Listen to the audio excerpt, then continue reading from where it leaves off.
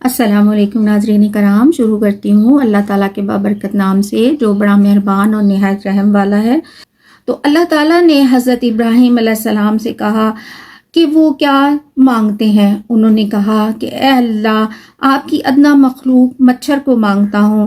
تو اللہ نے فرشتوں کو حکم دیا کہ کوکاف کے ایک سوراخ سے مچھر چھوڑیں، لیکن اس کی فوج کے برابر ایک مچھر ایک سپاہی کے لیے۔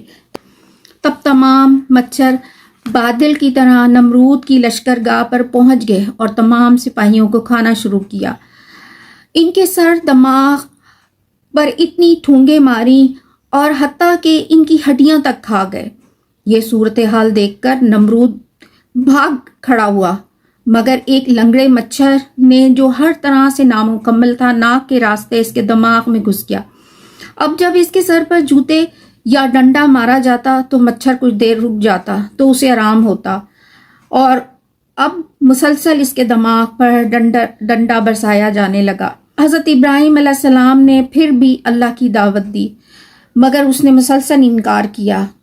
اس نے محل کی ہر چیز حتیٰ کہ در و دیوار سے کو بھی جلا کر راکھ کر دیا، کیونکہ وہ حضرت ابراہیم کا کلمہ پڑھ رہے تھے۔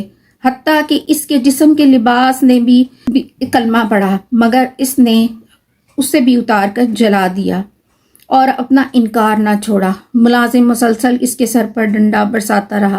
آخر تنگ آ کر اس نے اس زور سے ڈنڈا مارا کہ اس کا سر 2 ٹکڑے ہو گیا۔ مچھر دماغ کھا کر کافی بڑا ہو گیا تھا، وہ باہر آیا اور اڑ گیا، اور وہ ملعون واصل جہنم ہوا۔